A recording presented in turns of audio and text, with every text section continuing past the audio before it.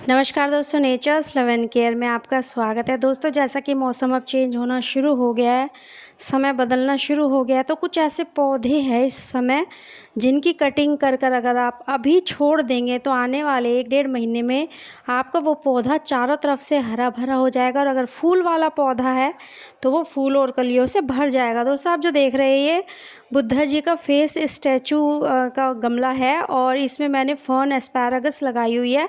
अभी मैंने कुछ टाइम पहले भी इसकी कटिंग की थी। जैसे हम लोगों को nail trimming, hair cutting time to time required रहती है, वैसे ही पेड़ पौधों के साथ भी है। आप अगर टाइम टू टाइम समय समय पर इनकी कटिंग करते रहेंगे तो जो पौधा है वो भर कर आएगा और बहुत सुंदर आएगा। तो दोस्तों, मैं ये इसकी कटिंग कर रही हूँ क्योंकि इसका ये बिल्कुल सही समय है। इस समय इसकी जो ग्रोथ रेट है वो बहुत ज़्यादा है इस समय। तो अगर आप काटेंगे इसको, इसकी जो टिप निकली हुई स्टेम्स है बाहर, उनको अगर आप काट देंगे तो ये चारों तरफ से पूरा भर जाएगा। जैसे कि आप देख ही रहे हैं, मेरा जो फर्न एस्पैरागस है ये ऑलरेडी पूरा भरा हुआ है, चारों तरफ से एकदम ग्रीन और बहुत सुंदर है ये पौधा। है फर्न है एक तरह का, जिसे आप कह सकते हो झाड़ियों की तरह दिखने वाला एक ऑर्नामेंटल प्लांट है। ये पूरी तरह से आउटडोर है दोस्तों। ये आप इंडोर रख सकते हैं जहाँ पे सनलाइट आती हो आपकी। और इसकी आप कटिंग कर दीजिएगा। जितनी भी इसकी जिस तरह से बाल, जो सिस्टमेटिक बाल नहीं है, जो इधर उधर बालों की लटें निकली होती है, वैसे हम जैसे कटिंग करवाते हैं वैसे सेम फर्न एस्पैरागस पे भी अप्लाई होता है। आप इसके जितने भी सूखे हुए स्टेम्स है, सूखी हुई पत्तियां हैं और जितने भी इसके एक्स्ट्रा स्टेम्स हैं उनको कट कर दीजिएगा, इसको एक शेप देने के लिए। क्योंकि जब आप सारी एक्स्ट्रा स्टेम्स कट कर देंगे इसका, आपको जो इसकी जो शेप मिलेगी, इसकी जो गोलाई मिलेगी वो बहुत अच्छी मिलेगी। और जो ग्रोथ आएगा आप देखिएगा, विद इन अ वीक, एक हफ्ते के अंदर आपको इसमें कितनी सारे नए स्टेम्स दिखाई देंगे। और ये चारों तरफ से बिल्कुल एक बाउल की तरह, एक मतलब गोल बुके की तरह पूरा भर जाएगा। चारों तरफ से आप इसकी कटिंग कर दीजिएगा। दोस्तों, कोशिश कीजिएगा कि जितनी भी इसकी बाहर निकली हुई स्टेम से टहनियाँ जो भी बाहर निकली हुई हैं, जो भी पत्ते सूख गए हैं, टहनियाँ सूख गई है, वो आप कट कर दीजिएगा। क्योंकि ये बिल्कुल फेवरेबल वेदर है। आपने देखा होगा, अगर आपके आसपास पार्क है या आपके स्ट्रीट्स में जो पेड़ पौधे हैं उनकी कटिंग ऑलरेडी हो चुकी है। क्योंकि वो माली जो काम करते हैं उनको पता है कि किस समय किस पेड़ की कटिंग की ज़रूरत होती है, तो वो उसके according time to time cutting करते रहते हैं। इसीलिए समय पर अगर किसी पौधे की कटिंग कर दी जाए तो वो पौधा बहुत अच्छे से ग्रो करता है। तो आप इस तरह से फर्न एस्पैरागस अगर आपके पास भी है, या कोई भी अगर झाड़ी है, जिस बुशिश टाइप कोई भी पौधा अगर आपके पास है, तो वो आप कट कर दीजिएगा और फिर देखिएगा उसका ग्रोथ। दोस्तों, ये सदाबहार है, इसमें फूल भी आ रहे हैं और बहुत सारी टहनियाँ इसकी सूख चुकी है। और जब एक पौधे पर सूखी हुई टहनियाँ, सूखे हुए फूल, फ्रेश टहनी और फ्रेश फूलों के साथ रहते हैं तो जो लुक होता है पौधे का वो अच्छा नहीं होता।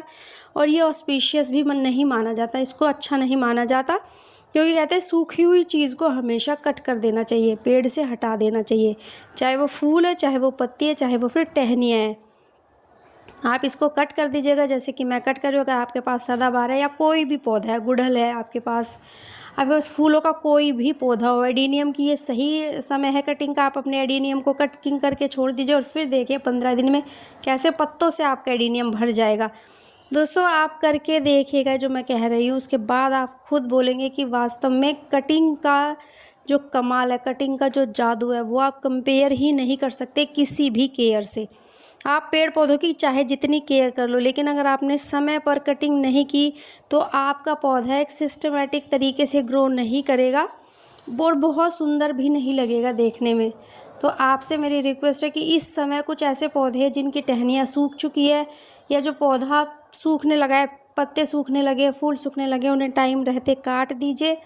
अदरवाइज़ क्या होगा, जब सीज़न आएगा डोरमेंसी का, मतलब पेड़ जो है बहुत अच्छे से ग्रो नहीं कर पाएंगे, उस सीज़न में वो पौधा और ख़राब दिखेगा। ये बिल्कुल सही सीज़न है कटिंग करके पेड़ को छोड़ देने का, ताकि ये जो ग्रोइंग सीज़न है, जो ग्रोइंग टाइम है, इस टाइम जो पौधे बहुत तेज़ी से ग्रो हो रहे हैं, इसमें आपका पौधा खूब बुशी हो जाए, फल और फूल और कलियों से भर जाए। और बाद में जब बहुत ठंड आएगी तो आपका पौधा बहुत ख़राब नहीं लगेगा, देखने में वो ग्रीन और बहुत सुंदर लगेगा। अगर आप ये सब चीज़ें करते हैं तो दोस्तों, मैं यकीन दिलाती हूँ आपका पौधा बिल्कुल हरा भरा बहुत सुंदर हो जाएगा। जैसे कि अब सितंबर एंड चल रहा है, आप देखिएगा कि अक्टूबर मिड और नवंबर फर्स्ट वीक तक आपका पौधा कैसे इतने अच्छे तरीके से स्माइल करेगा, ऐसे अच्छे से उस पर आपको नई पत्तियाँ, नई कलियाँ, नई फूल दिखाई देंगे कि आपको मन खूब अंदर से खुश होगा। तो इस तरह से आप भी अपने पौधों की कटिंग कर सकते हैं। और पौधों की कटिंग करके आप छोड़ दीजिएगा, बस जो आप नॉर्मल केयर करते हैं, खाद देना, टाइम टू टाइम पानी देना, वो सब करते रहिए। क्योंकि अब जो सीज़न है दोस्तों, फूलों से भरा होने वाला सीज़न है। नवंबर से फूल शुरू होते हैं और मार्च तक चारों तरफ फूल ही फूल दिखाई देते हैं। तो आप कर सकते हैं कटिंग अपने पौधे की, अपने पौधे की केयर कर सकते हैं, अपने पौधे को बिल्कुल हरा भरा बना सकते हैं। खूब अच्छे से उसको खाद दीजिएगा, जैसे कि मैं वीडियो डालती ही रहती हूँ। ये आप जो बाल कटिंग कराने अगर आप जाते तो बाल फेंकिएगा नहीं, वो बाल लाकर अपने पौधे में जो जड़ है उसके आसपास मिट्टी में दबा दीजिएगा। ये स्लो फर्टिलाइज़र का काम करेगा।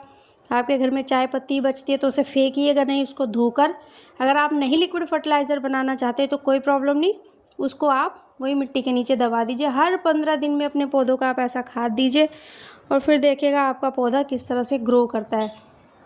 आप जब नेचुरल फर्टिलाइज़र पौधे को देते हैं अपने घर के वेस्ट से, एक तो आपका जो वेस्ट है जो सड़कों को जाके नालियों को जाम करता है, हवा में उड़कर उसको हवा को पोल्यूट करता है, एक तो वो नहीं होगा।